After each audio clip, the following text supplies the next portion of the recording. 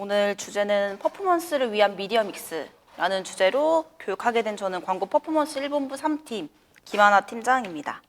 우선 미디어 믹스라고 하는 단어 자체를 여러분들도 많이 들어보셨을 것 같은데 이 미디어 믹스가 정확히 뭔지 그리고 이게 왜 필요한지를 다시 한번 여러분들이 명확하게 이해를 하시고 광고 진행하실 수 있게끔 소개를 한번 다시 드릴 거고요. 미디어 믹스 혹시 뭐라고 알고 계세요? 다른 매체를 통해서 이 말의 뜻을 생각해보면 여러 매체를 운영한다는 거 볼 수 있겠죠. 여러분들도 아마 많이 들어보셨겠지만 디지털 광고를 진행할 때 미디어 믹스가 중요하다, 미디어 믹스가 거의 필수다라는 말은 한 번쯤은 들어봤을 것 같아요. 그럼 그러게 왜 중요할까라는 거를 우리가 한번 살펴보면 온라인상에서 어떤 제품을 구매하거나 서비스를 이용할 때 거치는 단계가 있는데 그걸 가장 간소화된 단계를 보면 일단 첫 번째가 니즈가 발생되는 단계예요. 근데 이 니즈가 발생되는 단계의 첫 번째는 실제로 필요한 경우죠. 실제 니즈가 발생되는 거. 예를 들면 저희가 주기적으로 구매해줘야 되는 제품이나 서비스가 있어요. 내가 머리가 너무 많이 자랐어요. 머리 주기적으로 커트하러 미용실에 가야 되죠. 내가 쓰고 있는 샴푸, 치약 등등 다 떨어져 가요. 그러니까 여러분들이 계속해서 구매해줘야 되죠. 이런 실제 필요한 니즈가 있고요. 그 다음은 여러분들은 꼭 물건을 다 써야지만 혹은 그 물건이 고장나야지만 사는 건 아니에요. 유행이나 아니면 광고나 이런 외부 유입을 통해서도 여러분들의 구매 욕구가 자극되면 물건을 또 구매하거나 특정 서비스를 이용하기도 해요. 이 모든 것을 다 저희는 니즈가 발생되는 단계라고 보고요. 두 번째, 내가 뭔가 필요한 상황이 됐으면 온라인상에서 검색을 해보게 될 거예요. 그 필요한 물건이든 서비스든 아니면 특정 브랜드든 여러분들이 필요한 거를 검색할 수 있는 채널들에 다 검색을 해보게 되는 단계를 거치고요. 검색을 하게 되면 그거에 맞는 정보들과 광고와 콘텐츠가 나오겠죠.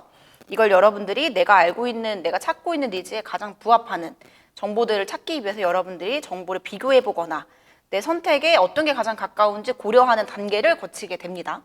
그럼 마지막, 이런 단계를 거치고 나서 여러분들은 또 어떤 행동을 하냐? 마지막으로 브랜드명이나 제품명을 재검색해요. 왜 재검색할까요?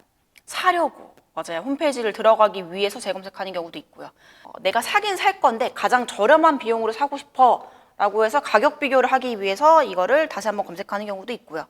또 후기를 찾아보기 위해서 이게 내가 찾던 제품이랑 내가 찾던 업체랑 제일 가까워. 근데 실제로 후기가 어떤지를 나는 최종적으로 점검하고 싶어 하는 경우에도 브랜드명이나 제품명을 다시 한번 검색을 하겠죠. 그래서 여러분들이 본인들도 온라인에서 물건을 구매하고 서비스를 이용하시니까 아시겠지만 가장 간소화된 온라인상에서 구매를 일으키는 단계를 보시면 첫 번째, 니즈가 발생되는 것. 두 번째, 그 니즈를 담은 검색 활동을 하는 것. 세 번째, 그 검색해서 나온 정보들을 가지고 여러분들이 정보를 탐색하고 고려하는 단계를 거치는 것.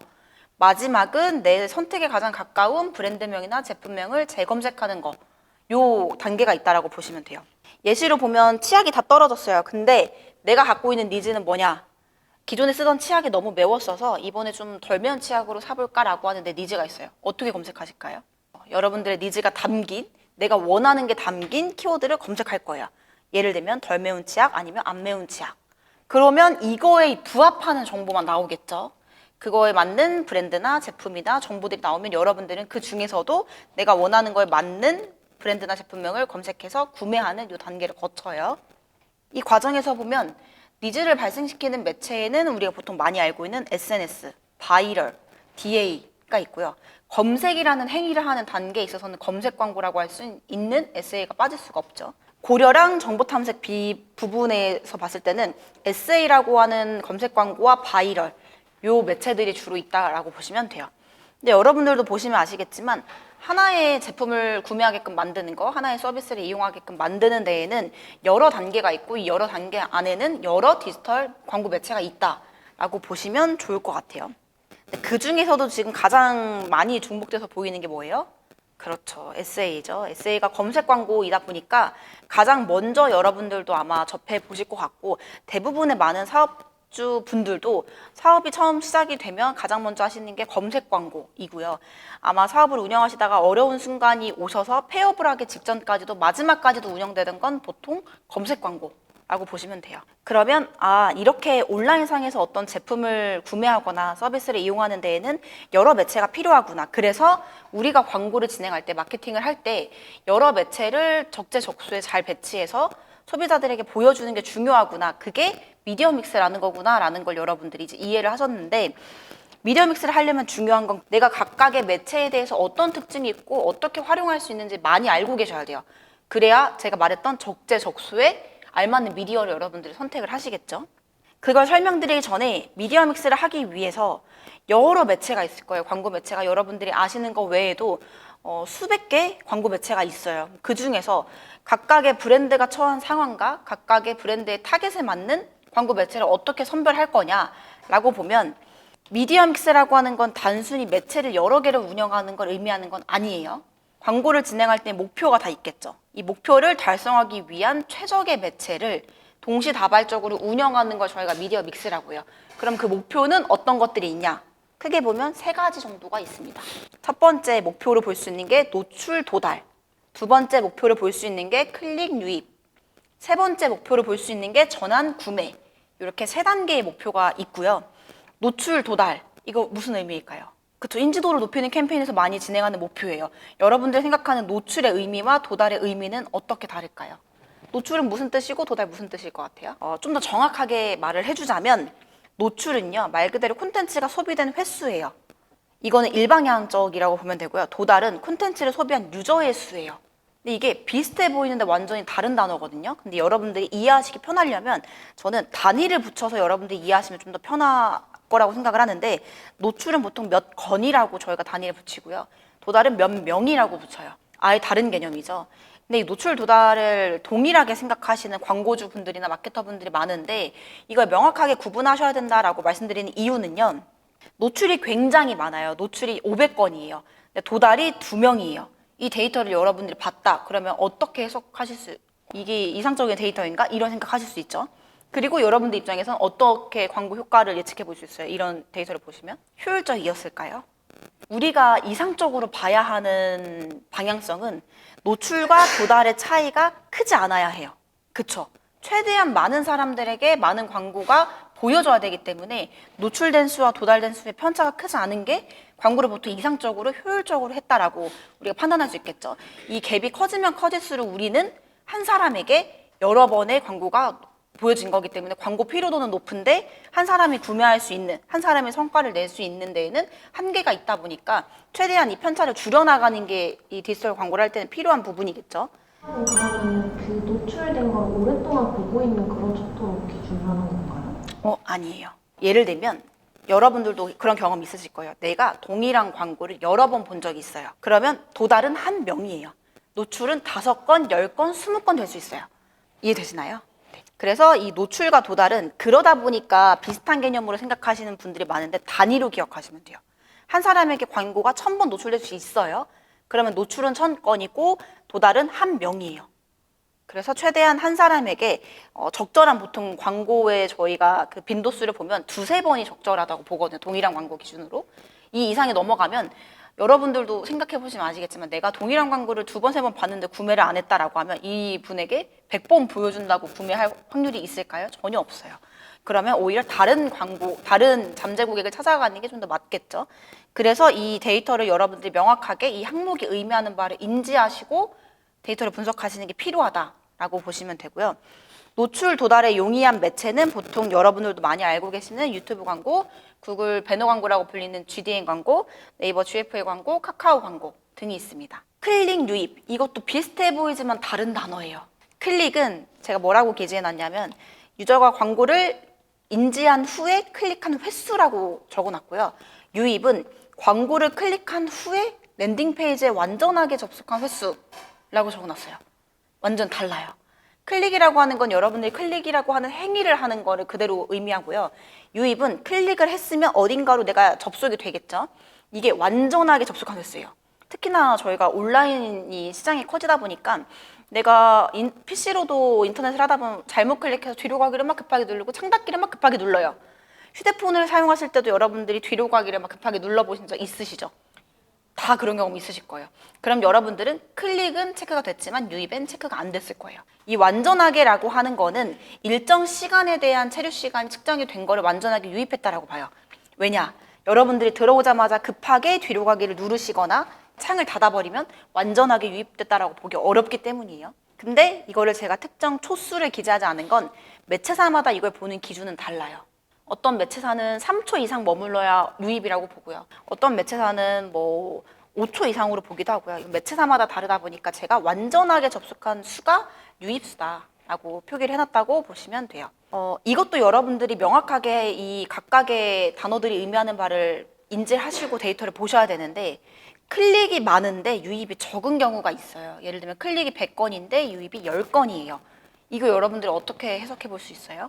랜딩 페이지 효과가 떨어진다. 오클릭이라고 저희가 말을 많이 하죠. 오클릭을 하기 유리하게 애초에 기획이 된 광고들도 굉장히 많아요. 여러분도 아마 많이 보셨을 건데 이거는 앱 광고에서 보통 많이 활용하고 있어요. 우리가 일반적으로 알고 있는 UI, UX가 있죠. 보통 여러분 뒤로 가기라고 생각하면 어느 위치에 있다고 생각하세요? 그렇죠. 내가 창을 닫거나 뒤로 가고 싶어요. 이거 내가 지금 보는 걸 없애고 싶어요 하면 우측 상단에 보통 많이 떠오르죠. 모바일 기준으로 UX, UI를 보면은 보통 좌측에 저희가 뒤로 가기 버튼이 있거든요. 어떤 광고는 일부러 배너 광고를 띄워놨는데 우측 상단에 닫기 버튼이 아니에요. 더 알아보기로 만들어놨어요. 일부러. 왜? 소비자들은 일반적으로 이 배너를 없애고 싶을 때 보통 창을 닫기 위한 본인이 편한 대로 행동하려면 보통 닫기를 위해서 우측 상단을 클릭하기 때문이에요. 이런 거는 이제 저희가 고의적으로 오클릭을 유도하는 보통 배너 광고인 거죠. 어떻게든 랜딩 페이지에 유입을 시키기 위한 기획으로도 많이 하는데 이런 경우는 클릭 대비 유입이 현저히 적을 수밖에 없고 잘못해서 클릭은 했지만 내가 원한 유입이 아니었기 때문에 뒤로 가기 급하게 누르면 일정 초수 이상 체류 시간이 머물러지지 않기 때문에 유입센 체크가 안 된다라고 보시면 돼요. 그리고 아까 랜딩 페이지도 말씀 주셨는데 랜딩 페이지도 분명히 영향이 있습니다. 예를 들어서 보통 저희가 뭐 100원 딜 이런 식으로 내가 특정 뭐 프로모션이나 특정 강력한 후킹을 보고 클릭을 했어요. 근데 홈페이지에 들어갔더니 100원에 팔고 있지도 않고 이 내가 봤던 내용에 대한 게 전혀 없어요. 랜딩 페이지에. 그럼 여러분들 내가 잘못 들어왔나? 내가 찾던 제품이 없네? 라고 바로 또 이탈할 수 있죠. 그래서 랜딩 페이지도 이 광고에서 홍보하고 있는 광고에서 소구하고 있는 점과 일치하지 않는 경우는 이 유입에 체크가 되지 않을 만큼 이탈을 빨리 만들어낼 수 있어서 이것도 영향이 있다라고 보시면 되고요. 클릭과 유입에 용이한 매체는 당연히 검색 광고. 검색 광고는 내가 필요한 키워드를 검색을 한 거기 때문에 클릭률이 높죠. 그리고 그 다음 클릭 유입에 용이한 게 보통 저희가 메타 광고, 페이스북, 인스타그램을 뽑습니다. 그 다음 마지막 목표로 볼 수 있는 게 전환 구매인데요. 전환이라고 하는 거는 사이트를 방문한 고객이 특정 액션을 취한 횟수라고 제가 기재해놨고요. 구매는 전환 중에서도 구매 액션을 취한 횟수예요. 전환이라고 하는 거는 홈페이지라고 하는 거 안에서 일어날 수 있는 모든 행동들을 다 전환이라고 저희가 칭할 수 있어요. 상품을 조회한 것도 전환으로 볼 수 있고요. 장바구니에 담은 것도 전환으로 볼 수 있고요. 등등. 특정 액션은 다 저희가 전환 값으로 잡을 수 있거든요. 그 중에 하나, 구매가 전환으로 보통은 많이 통용되고 있기 때문에 이 두 개를 좀 같은 개념으로 생각하시는 분들이 많아요. 근데 이 의미를 생각해 보시면 전환이라는 큰 범위 안에 구매라는 하위 개념이 있는 거다라고 보시면 됩니다. 이걸 제가 왜 구분하냐면 일반적으로 광고주분들은 특히 커머스 업종은 물건을 팔아서 매출액을 내는 게 목표다 보니까 당연히 전환을 구매로 생각하시는 분들이 많아요. 근데 그렇지 않은 업종이나 그렇지 않은 상황에서도 충분히 있을 수 있기 때문에 보통 광고주분들 저희는 전환수를 높이는 게 목적이에요 라고 하면 명확하게 그 광고주가 말하는 전환수가 구매가 맞는지 다른 전환을 의미하는 게 아닌지 이 특정 액션이 무엇인지 확인하고 광고를 진행하는 게 필요하기 때문에 이거를 명확하게 구분하셔야 된다라고 말씀드렸고요. 전환 구매에 용이한 매체는 저희 ADN, 크리티오, 모비온 대표적으로 이렇게 3가지 정도 좀 꼽아봤고요. 각각의 매체들에 대해서는 저희가 좀 특장점을 뒤에서 하나씩 설명드릴게요. 첫 번째 저희가 목표였던 노출 도달에 용이한 매체는 당연히 유튜브 광고를 빼놓을 수가 없죠. 유튜브 광고 종류는 굉장히 많습니다. 여러 캠페인이 있어요. 근데 그 중에서도 한 가지의 캠페인을 꼭 뽑아보자면 트루브 인스트림이라고 하는 캠페인인데요. 이거는 지금 최근 명칭으로는 건너뛸 수 있는 인스트림 광고로 바뀌었어요. 예전 명칭으로 기억하시는 광고주분들이 훨씬 많기 때문에 트루브 인스트림이라고 일단 부를게요. 이 광고가 어떤 광고냐? 여러분들이 아마 많이 보셨을 거예요. 유튜브 영상을 보면 영상 시청하기 전에 광고가 떠요. 그리고 5초 뒤에 스킵 버튼이 나와요. 영상 보는 중간에도 갑자기 광고가 나와요. 그리고 5초 정도 지나면 스킵 버튼이 나와요. 이렇게 스킵이 가능한 건너뛸 수 있는 인스트림 광고가 이 트리뷰 인스트림이라고 보시면 되고요. 이 광고가 노출 도달에 굉장히 용이한 캠페인 중에 하나로 뽑혀요. 그 이유는 여러분도 아시겠지만 유튜브를 많이 보고 있고요. 많이 보는 걸 떠나서도 이제 이 유튜브라고 하는 매체 안에서의 이용 시간부터 저희가 일반적으로 체류 시간이라고 하죠. 체류 시간부터 체류해서 머무는 이 유저들의 관여도도 굉장히 높아졌고요. 연령대도 다양해요. 10대부터 60대, 70대. 요즘은 어느 연령대든 유튜브라고 하는 플랫폼을 굉장히 많이 봅니다. 그래서 노출 도달이라고 하는 이 목표를 가지고 캠페인을 운영한다라고 했을 때 이 유튜브 매체 그 안에서도 트리뷰 인스트림이라고 하는 캠페인을 빼놓을 수가 없다. 그래서 대표적인 매체로 좀 추천을 드리려고 가져왔고요. 근데 제가 항상 노출 도달에 용이한 매체로 이 트리뷰 인스트림을 추천을 드리면 간혹 의문을 가지시는 광고주분들이 있어요. 근데 유튜브 광고 보시면 여러분도 아시겠지만 건너뛸 수 없는 광고도 있거든요. 방금 제가 말씀드린 이 캠페인을 건너뛸 수 있는 인스트림 광고예요. 근데 여러분도 건너뛸 수 없는 광고가 더 오랜 시간을 소비자들에게 우리 영상 광고를 보여주는데 왜 그것보다 제가 이 건너뛸 수 있는 광고가 노출 도달에 용이하다고 가져왔을까요? 의문이죠. 그렇죠. 맞아요. 실질적으로 캠페인의 의도와 캠페인의 로직을 보면 당연히 건너뛸 수 없는 인스트림 광고가 더 많은 내용을 유저들에게 보여줘요. 그러니까 브랜드사 입장에서는 5초만 스킵하기 전에 보여주는 광고보다 15초나 그 이상의 광고를 소비자들에게 강제적으로라도 보여주는 건너뛸 수 없는 광고가 훨씬 노출 도달에 용이한 거 아니에요? 당연히 그럴 수 있죠. 당연히. 근데 실질적으로 이제 저희가 이론적인 거 말고 실제적인 걸 봤을 때 여러분들 유튜브 영상 보시다가 광고가 떴어요. 5초 뒤에, 4초 뒤에 스킵 버튼 나온대요. 그럼 여러분 어떻게 하세요? 시선 안 떼시죠? 왜? 광고 빨리 건너뛰고 싶기 때문에. 내가 보고 있던 걸 지금 방해받았어요. 이 광고로 인해서. 그러니까 여러분들이 영상 보시다가 광고가 떴지만 5초 뒤에 스킵 가능, 4초 뒤에 스킵 가능이라고 나오면 여러분들 시선을 떼지 않아요. 1초라도 더 광고를 보고 싶지 않기 때문이에요. 근데 건너뛸 수 없는 광고가 나와버려요. 그럼 어떻게 하세요? 휴대폰을 내려놓아요. PC를 하다가도 다른 창을 켜버려요. 왜? 그거를 기다릴 만큼의 여러분들의 인내심이 부족해졌어요.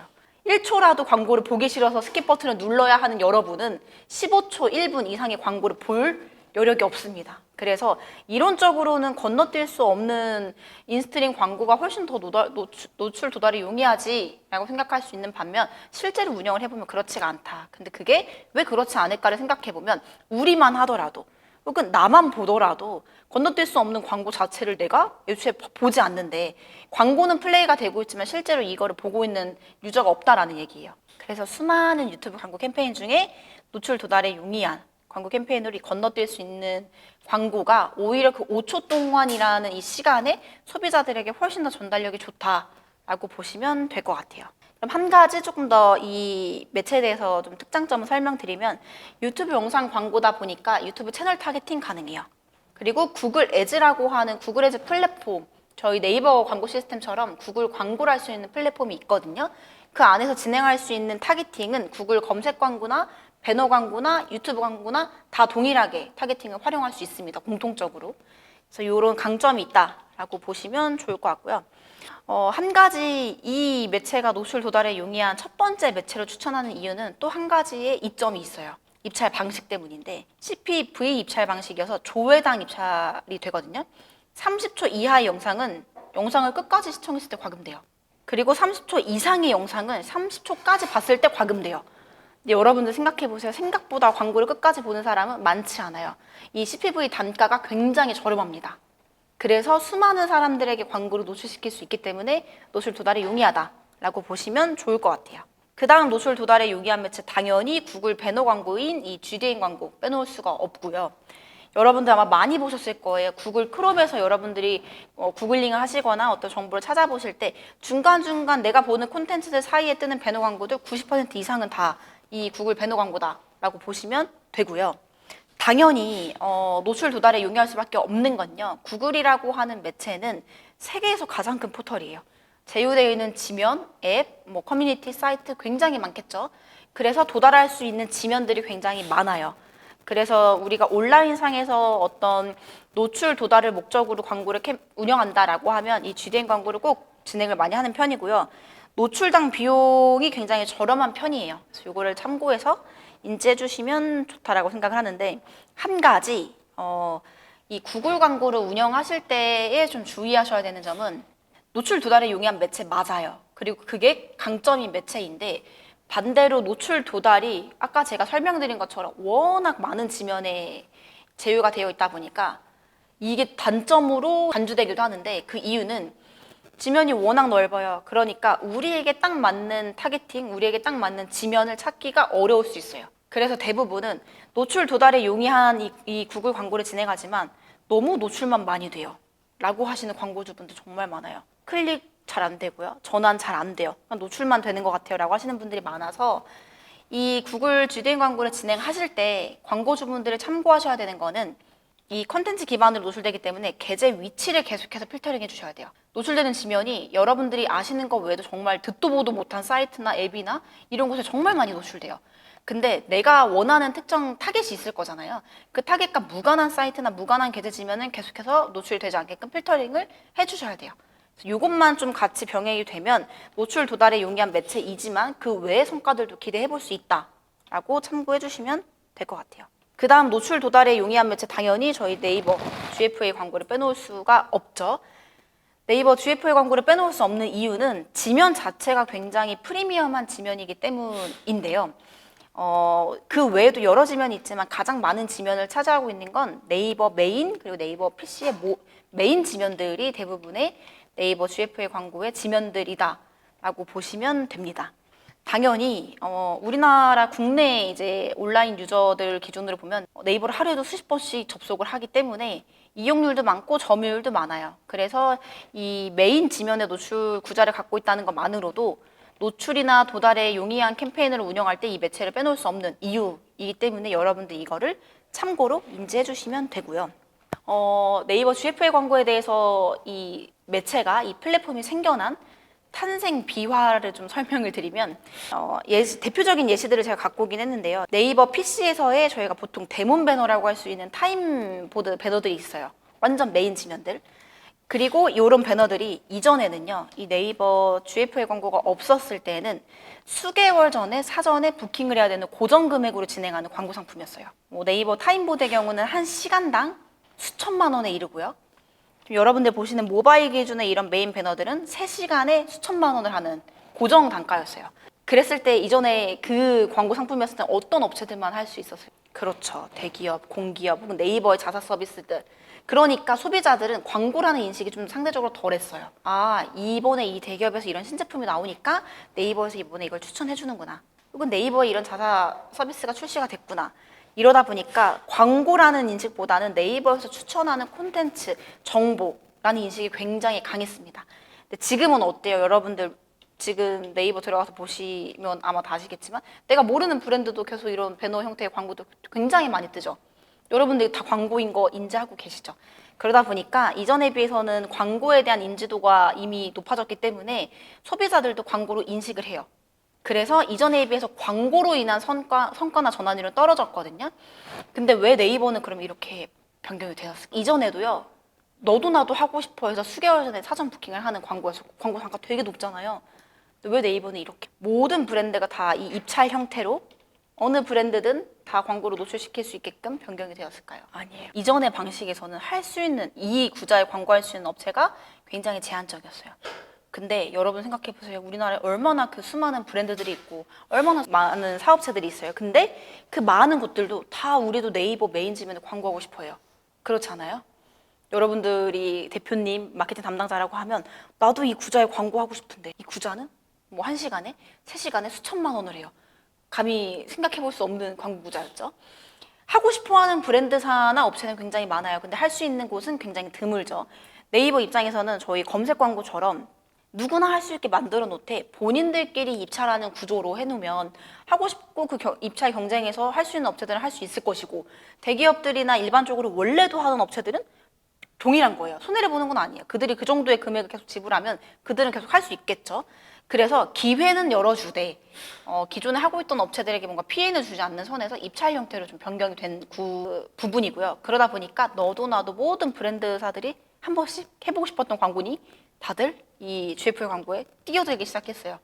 그러다 보니 여러분들이 모르던 브랜드들도 이런 네이버 메인 지면에 보이게 되고 점점 이 지면이 광고 지면이구나. 이 지면이 이렇게 그냥 홍보성으로 노출되는 곳이구나 라는 게 있다 보니까 예전에 비해서 사실 전환율은 떨어집니다. 그렇지만 여전히 노출 도달이 목적이다라고 하면 충분히 이 측면에서 효과를 볼 수 있는 광고다라고 보시면 되고요. 한 가지 GFL 광고를 운영하면서 어려울 수 있는 점이 있어요. 보통 매일 00시부터 머신러닝이 재가동돼요. 이게 무슨 말이냐? 일반적인 광고 매체들은 보통 일주일 최소 여유 있게는 2주 정도의 시간을 가지면 매체가 알아서 최적화가 돼요. 매체마다 머신러닝이 됩니다. 이 말은 매체가 갖고 있는 모수들도 있고요. 데이터도 있고요. 매체가 구분해 놓은 타겟팅 카테고리 이런 데이터들이 있겠죠. 그러면 저희가 세팅해 놓은 캠페인, 저희가 세팅해 놓은 타겟팅, 저희가 세팅한 소재 내에서 매체가 갖고 있는 데이터들 내에서 우리가 세팅한 거에 가장 좋은 결과를 찾아갈 수 있게끔 매체도 학습을 해요. 그리고 그 안에서 제일 좋은 결과를 만들어줘요. 그게 보통 그걸 하는 기간이 일주일에서 2주일이 평균적인 머신러닝 기간이에요. 근데 네이버 GF는 그게 짧아요. 왜 짧을까요? 여러분들이 이용하는 유저의 입장에서 생각해 보세요. 최신화가 빨리 되면 더 좋고 거의 유사해요. 접근 방식이 좋았어요. 네이버는요, 여러분도 아시다시피 검색 플랫폼이죠. 여러분들 네이버 어떨 때 들어가서 이용하세요, 보통? 궁금한 거 있을 때, 알고 싶은 거 있을 때. 네이버에서 여러분 어떤 정보를 많이 지도, 맛집, 물건 정보 여러 가지 여러분들이 네이버에서 정보를 얻으시는데 보통은요 뉴스를 보기 위해서 들어가시는 분도 있고요. 내가 알고 싶은 정보에도 카테고리나 이게 다 구분이 다르겠죠. 네이버는 검색 플랫폼이에요. 그리고 우리나라에서 가장 빠르게 가장 많은 정보를 얻을 수 있는 플랫폼이에요. 사회적인 이슈가 생겼을 때 혹은 시즌의 이슈가 있었을 때 이 영향을 굉장히 많이 받을 수밖에 없는 매체일 수밖에 없다라는 거죠. 우리 조금 있으면 대선 시즌이 돼버리죠. 자, 어떤 분들의 네이버에 접속하는 검색량이 늘어날까요? 그렇죠. 뭐 상대적으로 젊은 층보다는 연령대가 있으신 분들일 수 있고요. 유명 아이돌이 컴백을 한대요. 어떤 분들의 이용률이 급증할까요? 그렇죠. 혹은 시즌 이슈가 있어요. 벚꽃 시즌에는 어떤 분들이 이용을 많이 할 것이고, 특정 이런 사회적인 이슈나 시즌에 대한 이슈나 여러분들이 예측할 수 없는 이런 이슈들로 인해서도 그날 네이버라고 하는 플랫폼에 이용하는 유저들의 특성이 달라질 수 있어요. 근데 이걸 가지고 일반화를 해버리고 이 데이터를 가지고 계속 집계를 해버리면 오류가 생길 가능성이 높겠죠. 그래서 기간이 굉장히 짧습니다. 근데 일반적인 다른 매체들은 이 특성이 적어요. 네이버의 경우에는 워낙 콘텐츠적인 부분이 엔터테인먼트 관련 콘텐츠도 굉장히 많이 볼 수 있고요. 뉴스 지면도 굉장히 많이 볼 수 있고요. 심지어 날씨의 경우에도 여러분들 장마, 홍수 이런 기간 되면은 이 날씨와 관련된 콘텐츠를 많이 보기 때문에 이거와 영향이 있는 사람들이 많이 들어와서 계속 검색하시겠죠. 이것처럼 그날 이용하는 유저의 특성이 너무 달라져요. 어제의 데이터를 가지고 그럼 오늘 학습을 시켜버리면 어떻게 될까요? 오늘 만약에 새로운 이슈가 터져서 오늘은 전혀 다른 유저가 들어왔을 때는 이 가능성이 굉장히 희박해지겠죠. 그래서 이 기간이 좀 짧다라고 여러분들이 이해하시면 되고, 이 기간이 짧거나 여러분들이 광고 매체를 이용하실 때 가장 쉽게 이해하시려면 이 매체를, 이 플랫폼을 이용하는 유저 입장에서 생각을 해보시면 훨씬 더 이해가 빠르실 거예요. 노출 도달에 용이한 매체, 당연히 저희 카카오톡의 지면을 갖고 있는 카카오 모먼트 빼놓을 수가 없겠죠. 카카오톡도 우리 국내 유저가 80% 이상이 사용하고 있다 보니까 워낙 이용률과 점유율이 높은 매체예요. 그러니까 노출 도달에 용이하고요. 다만 한 가지 네이버 GFA 광고랑 가장 큰 차이가 있어요. 구자는 거의 비슷해요. 여러분 아까 앞에서 보여드렸던 구자랑 거의 유사하죠. 광고가 보여지는 형태나 구자는 유사하지만 가장 다른 차이점이 있어요. 그게 뭘까요? 넘기거나 닫을 수 없어요. 여러분들이 네이버를 이용하는 이유와 카카오톡, 사실 카카오 모먼트도 카카오톡 외에도 여러 지면이 있어요. 근데 가장 메인 지면이 카카오톡이니까 카카오톡으로만 말씀드릴게요. 이 두 개를 이용하는 여러분들의 이용 목적을 한번 생각해 보세요. 네이버는요, 여러분들이 어떤 물건을 사야 될 때 이용할 수도 있고요. 내가 어떤 정보를 찾아야 될 때 이용할 수도 있어요. 그러니까 여러분들에게 유용한 정보나 유용한 할인 정보나 여러분들에게 필요한 제품을 보여줬을 때 구매할 수 있겠죠. 카카오톡은요, 메신저예요. 여러분들이 어떤 정보를 얻거나 물건을 사려고 이용하는 플랫폼이 아니다라는 거죠. 내가 누군가에게 연락을 하거나 누군가에게 온 연락에 답장을 하기 위해서 이용하는 플랫폼이기 때문에 상대적으로 이 메신저라는 기능 외에 다른 곳의 반응도를 보이기가 어려워요. 그렇지만 노출 도달에 용이한 매체다.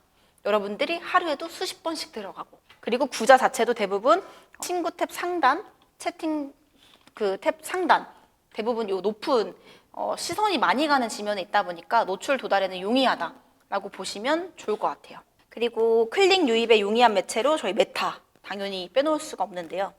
메타는 왜 클릭 유입에 용이할까라는 거를 여러분들이 한번 고민을 해보시면 다른 앞서 소개드렸던 광고 매체들을 한번 생각해 보세요, 여러분. 대부분은 내가 어떤 다른 콘텐츠와 광고가 같이 보이는 구조로 되어 있어요. 근데 이 메타는요, 광고가 내가 보고 있는 모든 화면을 다 가려버려요. 동시 노출되는 게 아니라 광고만 보여요.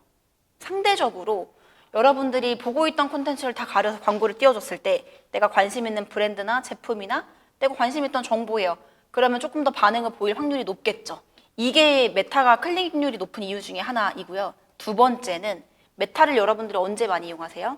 쉴 때, 자기 전에, 여러분들의 마음 상태가 편안할 때 이용하게 돼요. 자, 네이버, 뭔가 찾아야 돼. 뭐가 좀 내가 필요해. 명확하게 다른 니즈가 있어요. 카카오톡도 마찬가지예요. 심심해서 들어가는 경우보단 보통 내가 누구한테 연락해야지, 답장해야지 이 니즈가 있고요. 메타는요, 물론 내가 인스타 피드 올려야지, 스토리 올려야지, 뭐 DM 답장해야지 이런 니즈 있을 수 있어요. 근데 생각해 보시면 스토리 올리고 여러분들 바로 이탈 안 하시죠. DM 답장하고 바로 이탈 안 하시죠. 어차피 머물러요. 내 니즈가 끝났어도.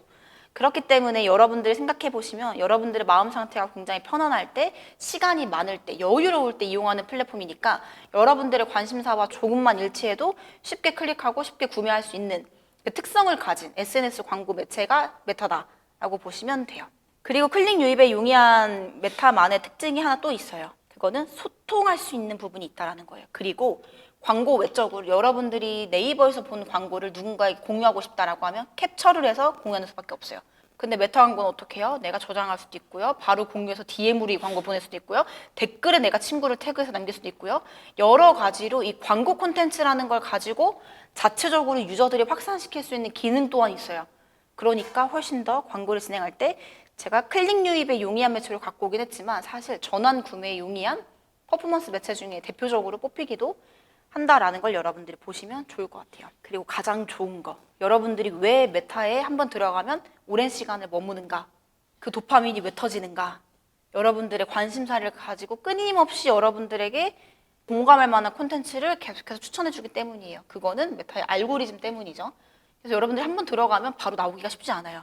근데 그 알고리즘을 하기 위해서 혹은 그 알고리즘을 활용하기 위해서 메타 광고를 많이 이용한다 라고 보시면 돼요. 내가 이제 봄 시즌이 돼서 벚꽃이 예쁘게 피고 뭐 꽃구경 갈 일이 많아요. 그래서 나는 항상 다 어두운 옷밖에 없으니까 나 이번에 좀 밝은 옷 좀 사야지 라는 니즈가 있어요. 그래서 내가 항상 뭐 꽃구경 갔을 때 사람들이 예쁘게 옷 입은 거에 뭐 칭찬도 하고 저장도 해놔요. 그럼 계속 저는 의류 관련된 광고가 뜨겠죠.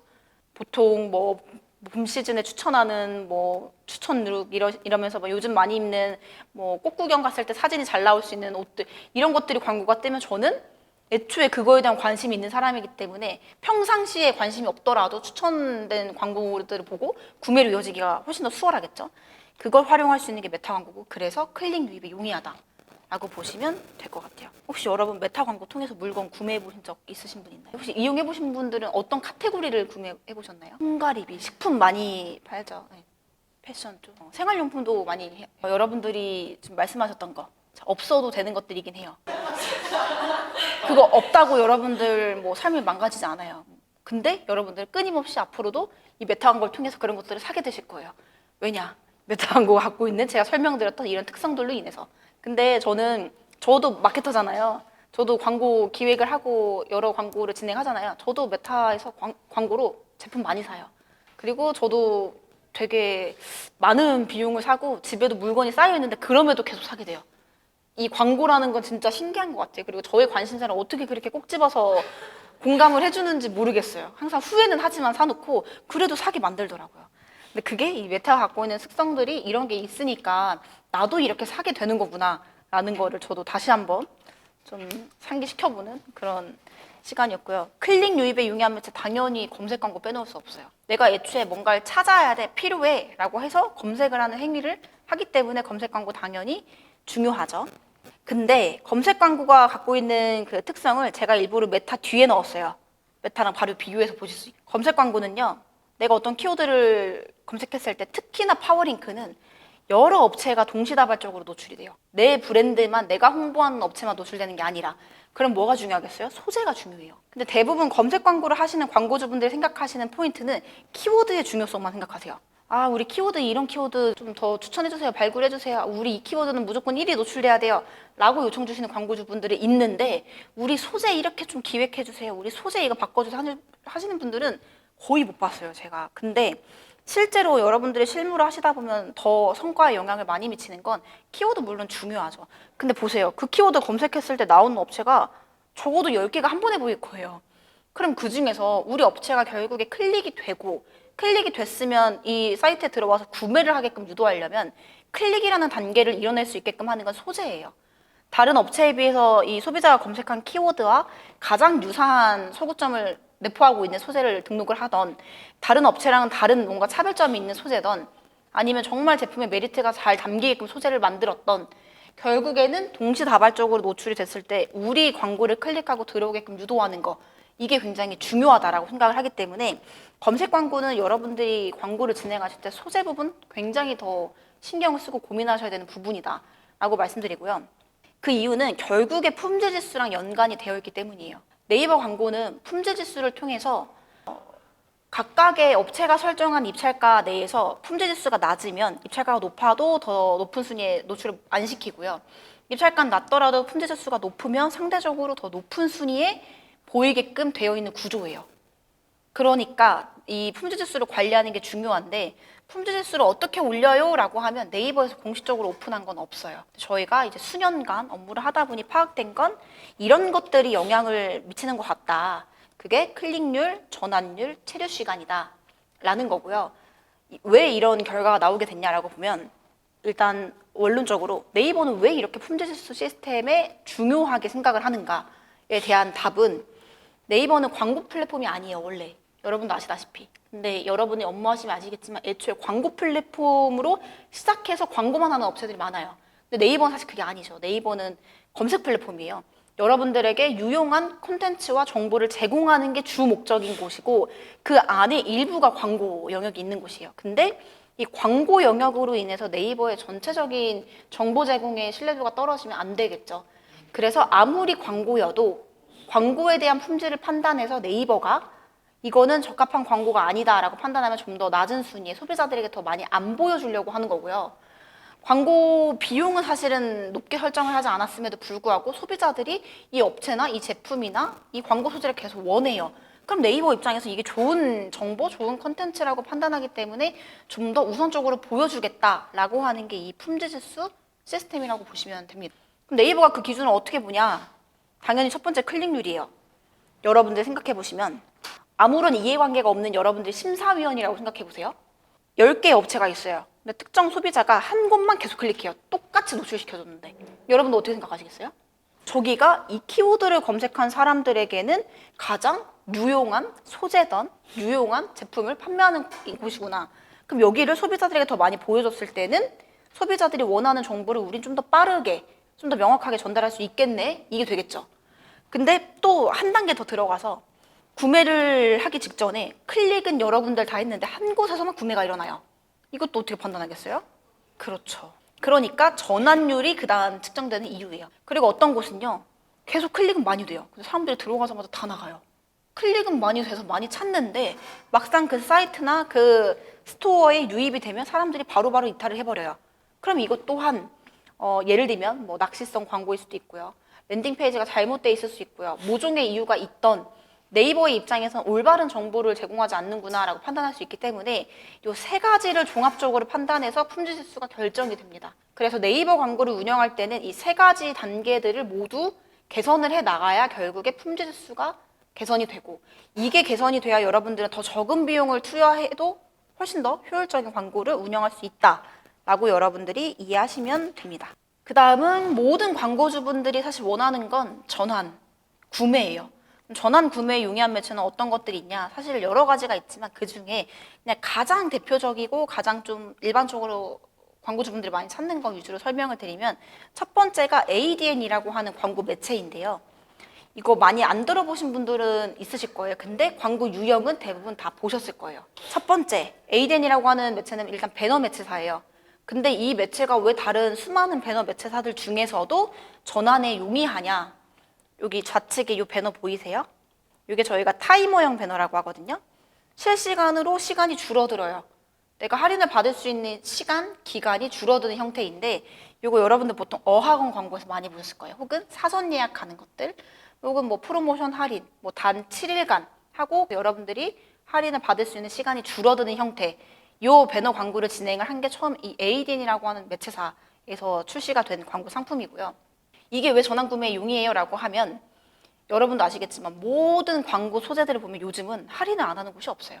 다 프로모션하고 다 할인하고 다 반값이래요. 여러분들 그리고 이번 주까지만, 이번 달까지만 마지막 재고 정리하느라 세일한대요. 믿으세요? 어차피 안 믿죠. 여러분도 안 믿잖아요. 근데 그럼에도 광고를 하는 입장에선 그런 부분을 어필 안 하면 아무런 소비자들은 구매하지 않아요. 왜?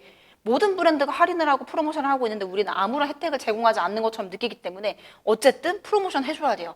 할인해줘야 돼요. 소비자들이 믿지 않더라도. 근데 그러면 모든 브랜드들이 다 너도 나도 할인을 하고 있는데 그 중에서도 우리가 훨씬 더 어필이 되려면 어떻게 해야 되냐? 안 믿잖아요, 여러분들이. 그러니까 실질적으로 너가 받을 수 있는 혜택이 지금 계속 줄어들고 있어. 3일 지나면 이 혜택 진짜 못 받는 거야. 오늘 3시간 이후면 진짜 이 할인 끝나. 라는 거를 여러분들에게 보여줄 수 있는, 여러분들에게 인식시킬 수 있는 이 타이머형 배너로 진행이 가능하기 때문에 조금 더 전환율이 높다라고 이해하시면 될 것 같고요. 두 번째는 저희가 온사이트 마케팅이라고 해서 홈페이지 내에서 진행할 수 있는 마케팅 중에 하나가 에이덴에서 배너 광고를 진행하시면 이건 지원되는 개념이거든요. 이게 클로징 패널이라고 하는 건데 예시로 제가 갖고 왔어요. 근데 보통 여러분들 온라인에서 쇼핑하실 때 한 번쯤 보셨을 거라고 생각을 하는데 내가 쇼핑을 하다가 이제 이 사이트를 이탈하려고 해요. 마우스 커서를 창 닫기 버튼에 가져다 대면 갑자기 팝업처럼 내가 봤던 제품 다시 보여줘요. 그러면서 지금 10,000원 쿠폰 증정한대요. 그럼 여러분들이 나 지금 구매 안 하고 그냥 장바구니 담아놨다가 다른 브랜드 좀 봐야지 라고 했다가 이탈했다가도 봤던 걸 보여주면서 할인 쿠폰도 준대요. 그러면 그냥 10,000원 이거 할인 받아서 이거 사야겠다 할 수 있겠죠. 그래서 이탈하는 고객을 다시 한번 잡아주는 그물 형태의 광고를 할 수 있는 이 에이데인 광고가 전환 구매 용이하다라고 보시면 될 것 같아요. 여러분들 이 배너, 이런 패널 못 보셨나요?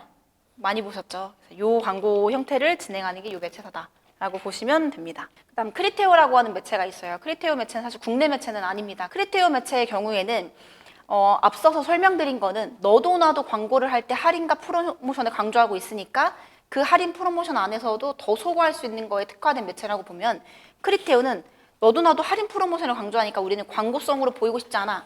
광고성이 아니라 네이티브하게 보이고 싶어 라는 매체예요. 그래서 오히려 광고성인 게 드러나지 않아서 전환율이 높은 매체다라고 보시면 되고요.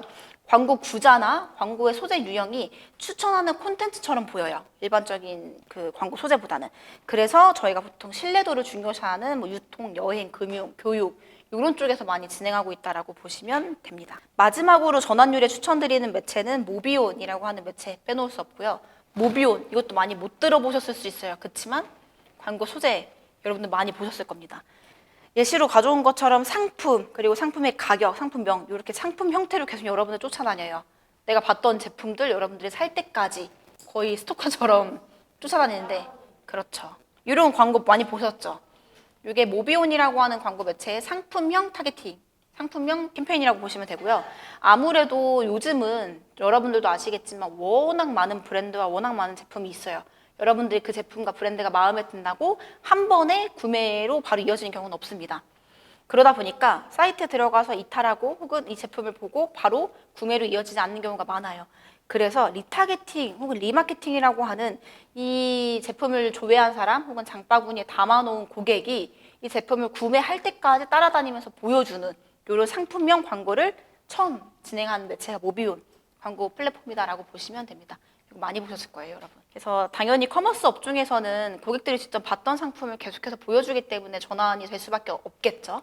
그래서 전환과 구매에 용이하다라고 보시면 될 것 같습니다. 그래서 제가 여러분들한테 그 설명드렸던 미디어 믹스에 대한 의미와 미디어 믹스가 왜 필요한지 그리고 미디어 믹스를 하기 위해서는 결국에 이 광고를 통해서 원하는 목표, 그 목표에 맞는 매체를 많이 알고 있어야 적재적소에 배치할 수 있다 보니까 대표적인 매체들 위주로 간단한 특장점을 좀 설명을 드렸고요. 요거 외에도 사실 수많은 광고 매체가 있어요. 거기에 맞게 매체를 좀 미디어 믹스 진행하시면서 좀 효율을 낼 수 있게끔 운영해 보시면 됩니다.